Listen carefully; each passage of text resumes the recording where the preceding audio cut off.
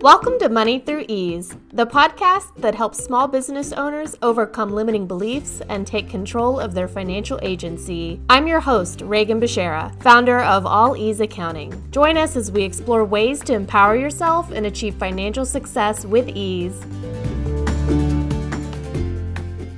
Welcome, listeners, to another episode of Money Through Ease. I'm your host, Reagan Beshara. And I've been kind of feeling ill the past couple of weeks. The back to school bugs are out in full force. I feel like COVID is ramping up. And I'm pretty sure I did have COVID for a week, which, I just stayed home and quarantined and really tried to rest as much as possible. And then the week after that, I had kind of my just regular doctor visit, annual visit, and they gave me my flu shot. And that really put me on my ass. I think my immune system was already just wrecked from whatever bug or COVID that I had been dealing with, which I didn't go get tested. I just stayed home. And then I got my flu shot. And so the past couple of weeks have not been great in terms of my physical well-being, but I've been doing my best to rest and stay quarantined and take all the necessary precautions, take vitamin C, stay hydrated, eat meals. So I feel, knock on wood, that I'm back in action this week. And I want to thank you for continuing to listen into this podcast. We did skip a week because there was just really no way that I was going to record an episode, edit it down, do all the regular promo, get it scheduled and everything while I was not feeling well. So we just skipped a week, and that is totally okay. I could have re-released an old audio or an old episode and just kind of had a little episode rewind, but that also involved, just as much work really without having to record something new. So I just skipped it, and that is totally okay to do if you're not feeling well. Last week on the episode, we talked about taking time off as a business owner, as an entrepreneur, learning how and when to take time off, because if you're running the show and you don't have employees especially, taking time off can be bad. It could mean that you don't make money. So fortunately, I have my business and my systems kind of set up to run in my absence for at least a little while. And so I was able to kind of fall back on a lot of those systems, take the time to rest and recover and get well again. And I'm finally feeling a lot better, and I'm so grateful for that. But we're not out of the woods yet. But I'm not feeling bad enough to where I can't just sit here and record a new episode for you. So I wanted to talk this week about this growing trend of people who have hobbies, turning that into a business. This seems to be something, especially my generation, the millennials, have been doing for most of our adult lives, finding a way to turn a hobby into a side hustle and to monetize it. And especially during COVID and during the pandemic, we've had so many people turning their side hustles into fully fledged businesses, quitting their regular corporate jobs to pursue whatever they want to do. And it often comes from the creative inspiration that they do for their hobbies. So that's what we're talking about this week. And we're talking about taking something that's a hobby, turning it into a side hustle, and then turning that side hustle into a fully fledged for-profit business. And why I want to encourage you to resist the urge to do that.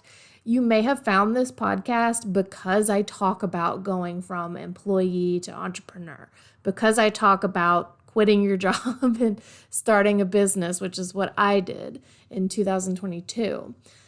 But I want you to resist the urge, not forever, but just to take the time to think about what that would mean for your life and the implications on your life and your finances and your taxes and all that. So that's exactly what we're going to talk about today.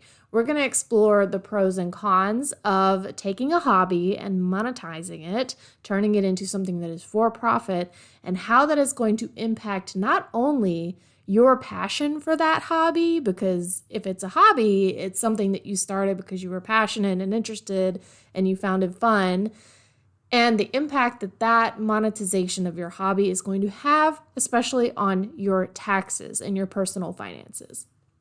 So let's start with talking about this allure of monetizing your hobbies, right?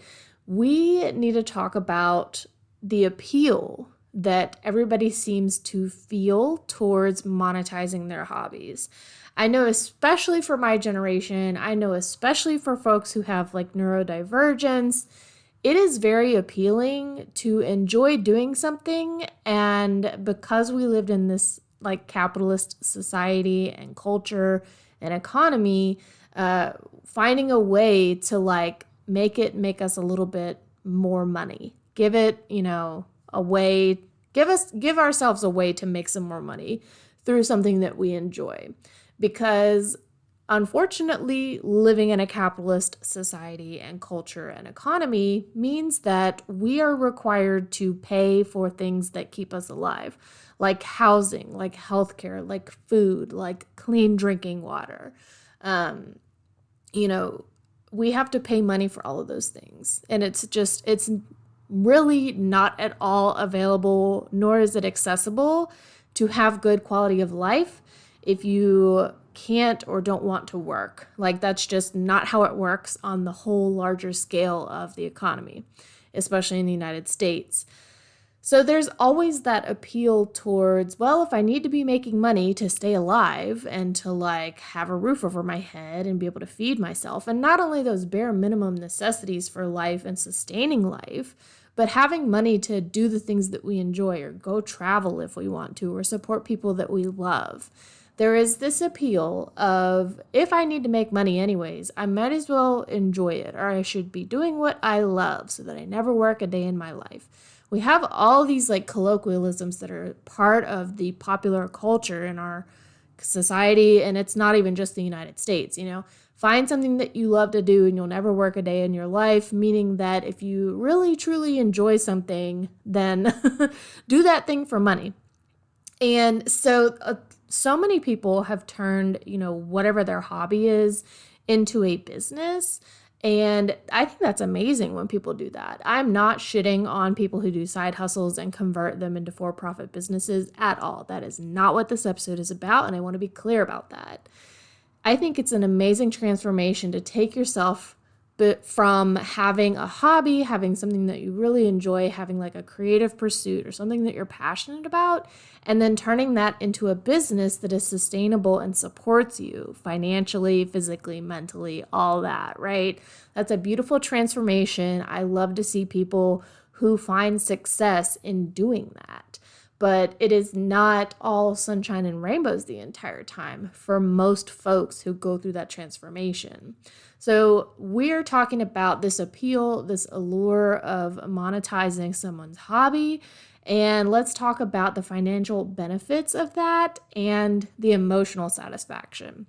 If this is something that you already enjoy and it's a hobby for you, you're passionate about it, it's a creative outlet for you maybe, there can be a financial benefit to the fact that most hobbies take money. Like, you need to spend money usually to have a hobby. There are very few hobbies out there, I think, that rely on things that you already have. Like, if you want to get into painting or drawing, you need to have paper or canvas and brushes and pencils and pens and paint. And then, if you want to make jewelry, people are making these beautiful jewelry creations now with like polymer clay and epoxy clay that they mold and sculpt, and then they cut out and dry them and turn them into beautiful jewelry. So there is some sort of emotional satisfaction. You're enjoying something. Maybe this is a creative outlet to you, but it does cost money for you to even engage in a hobby like that most of the time. So there is a financial benefit to selling your products that you're making. There is a financial benefit towards monetizing, right? Because you have to spend money on the hobby and you want to sell your stuff, it might as well cover at least the cost of materials, right? If not the labor and the time that you put into it and the experience and expertise that you have developed by doing that hobby. So there are financial benefits to this. You can at least cover the cost of being into a particular hobby if you turn it into something that you can sell and you can monetize.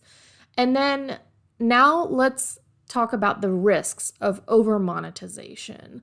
So over monetization, comes with these risks of once you've turned something that was a passion for you or a creative outlet or something that you truly enjoyed or allowed you to relax, once we turn that into something that needs to have a financial gain, a financial benefit, or, we monetize it and we start wanting to make a profit from that or needing to make a profit from it, the risks and the downsides to that are usually that you don't enjoy it anymore. It becomes something of a drudgery, just like with any other job, like any sort of corporate work or, contracting work, whatever it is that you do for your work. If you turn your hobby and you monetize it and then suddenly it becomes a job, suddenly it becomes something that you have to do even when you don't feel like it because you need to make the money. You've created this need and this, demand for a product really to where you need to be producing, you need to be creating in order to make the money, in order to meet demand of your audience. This often leads to burnout. And when we are burnt out on something, it is not enjoyable anymore. Nobody has fun in burnout. If you have fun in burnout, please send me a message immediately. I want to meet you. If you burn out on work, if you burn out on chores, if you burn out on childcare, if you burn out on your hobbies, none of it becomes fun anymore, right? We lose that sense of enjoyment. And then when we're burnt out and we're just kind of forcing ourselves to work through it because we have this financial need to create and to sell and to meet a demand, we lose that enjoyment and we also lose authenticity, right? Then we're really pushing ourselves beyond our limits, beyond the limit of burnout. Burnout is a sign that you need to slow down, right?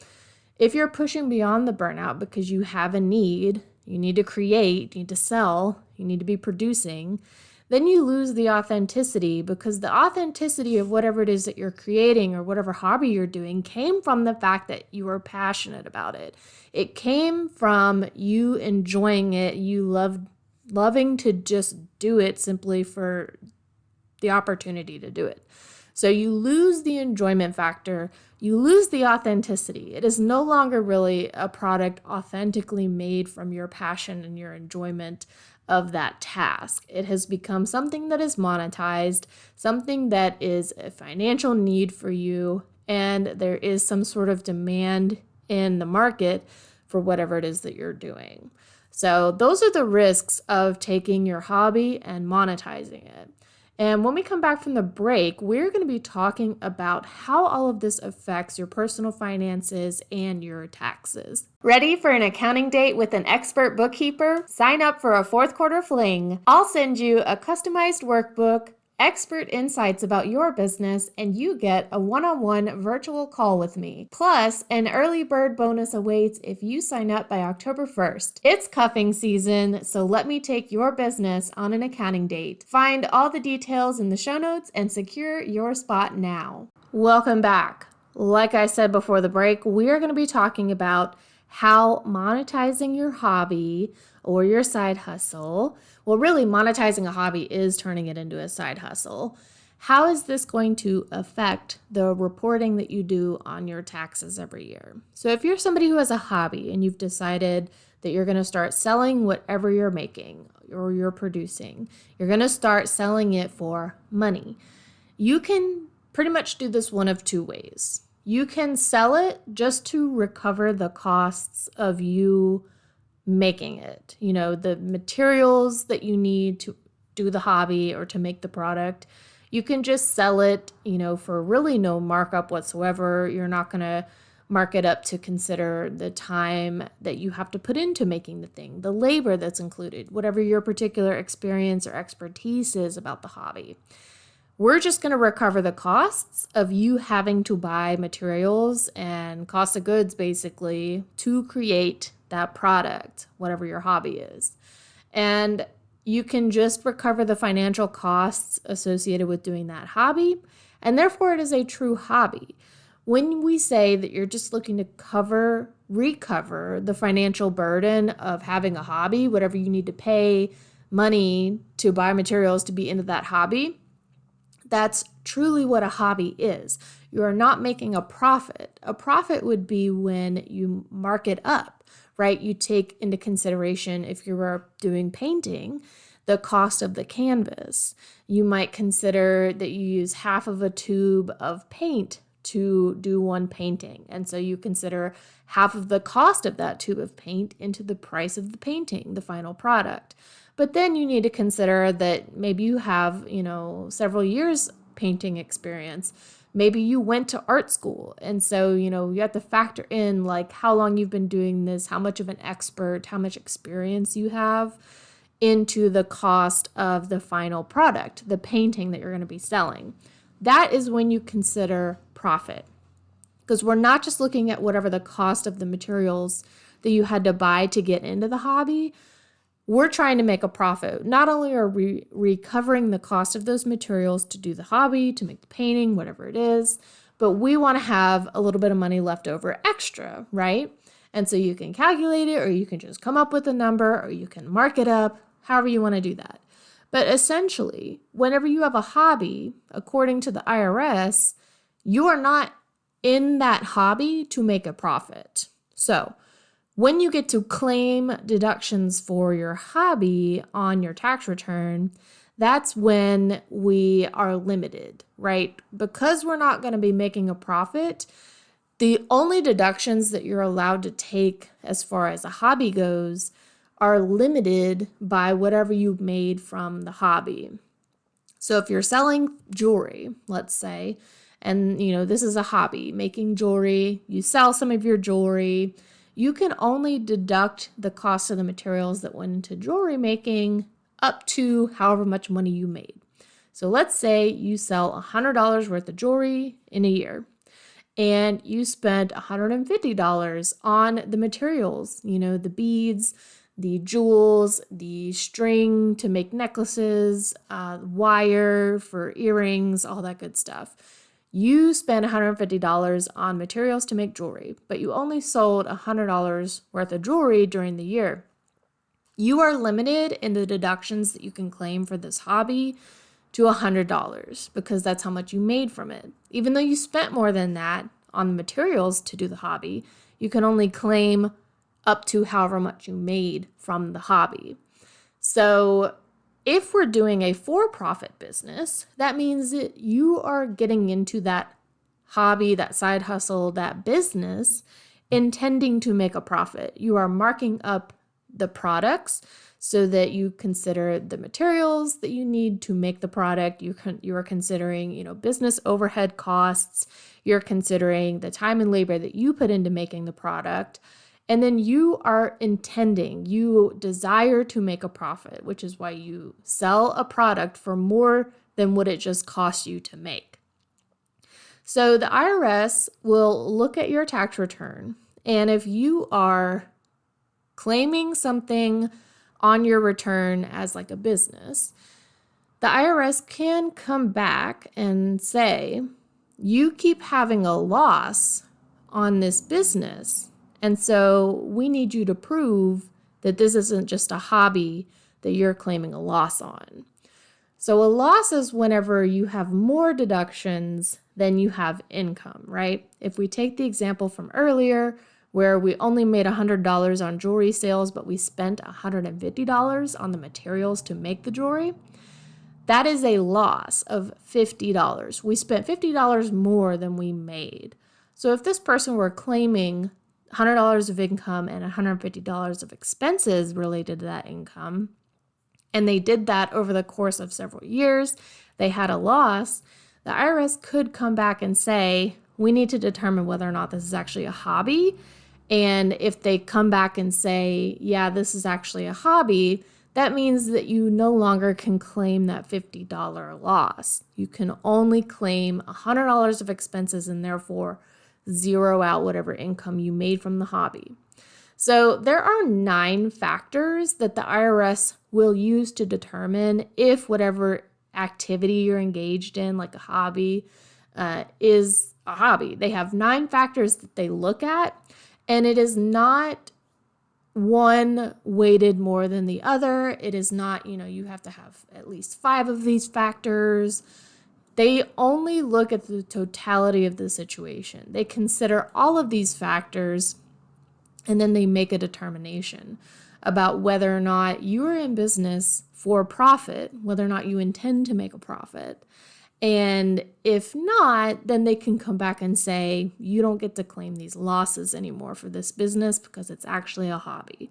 And hobbies are limited to however much money they make. You cannot claim a loss on a hobby. So basically, they're looking at, do you intend to make a profit? Or do you just want to sell your hobbies, products that you make for your hobby, just so that you can deduct the expenses and the costs associated with that hobby? So hobbies are limited to the deductions that you can take up to the total income that you made from the hobby. So you can't have a loss.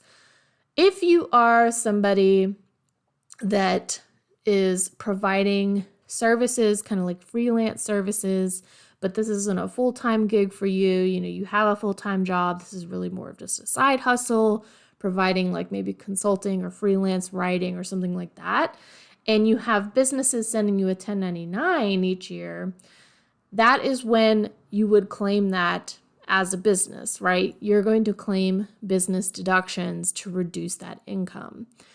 If you have freelance or contract work that you do for a side hustle and you get a 1099, usually you report that 1099 income on a Schedule C, which is the profit or loss from business activity on your personal return.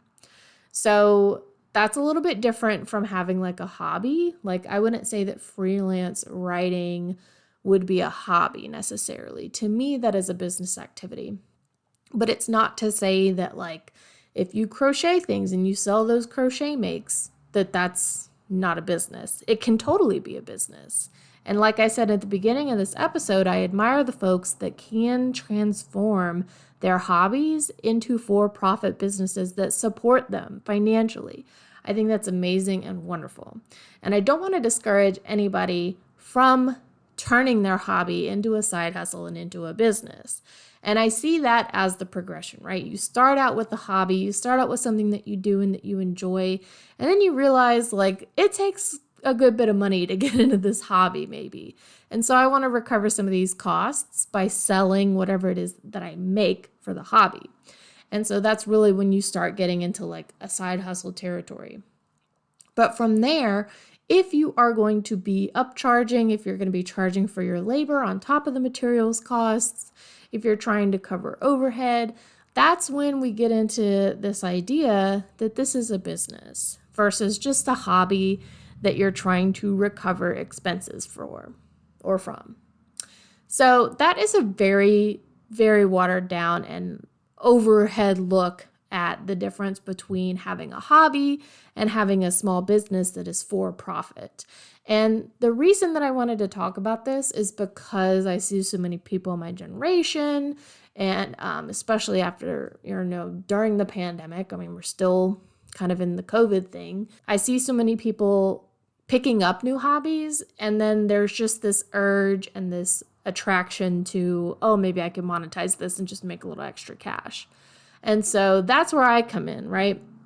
As an accountant, as a small business bookkeeper, as someone with tax experience, that's where I can kind of help you look at what you're doing, see what your intentions are, and I encourage you to reflect on that and to make these informed decisions about monetizing a hobby, about having a side hustle, about starting a business. That's all that we're trying to do here. And I want to emphasize that even if you do want to monetize your hobby and turn it into a side hustle and make extra cash, or even turn it into a fully fledged business that supports you financially, I want to emphasize that you find a way to preserve the joy, the enjoyment, the emotional satisfaction, all of those good benefits that made you want to start the hobby in the first place. Finding a way to be creative and to relax and to have fun and just have more joy in your life that isn't about work. I want to emphasize is that you find a way to preserve that no matter what kind of business you're in, no matter what you're doing to make money. Find a way for it to be a passion project and find a way to keep the joy in whatever it is that you're doing. So if you are new here or if you've been listening for a while, make sure that you're subscribed to this podcast. You can click on the follow or the subscription button wherever you're listening.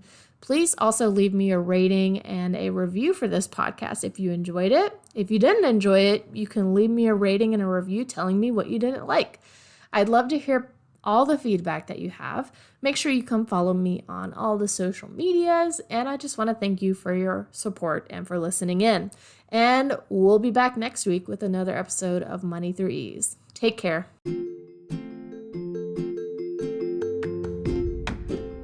Thanks for tuning in to Money Through Ease. If you enjoyed this episode, make sure to subscribe to my email list to stay up to date on all the latest content. You can also follow me on social media at All Ease Accounting or facebook.com/accounting with ease for even more insights and updates. And if you're interested in learning more about my bookkeeping services, don't hesitate to schedule a complimentary consult today. Thanks again for listening, and I'll see you next time.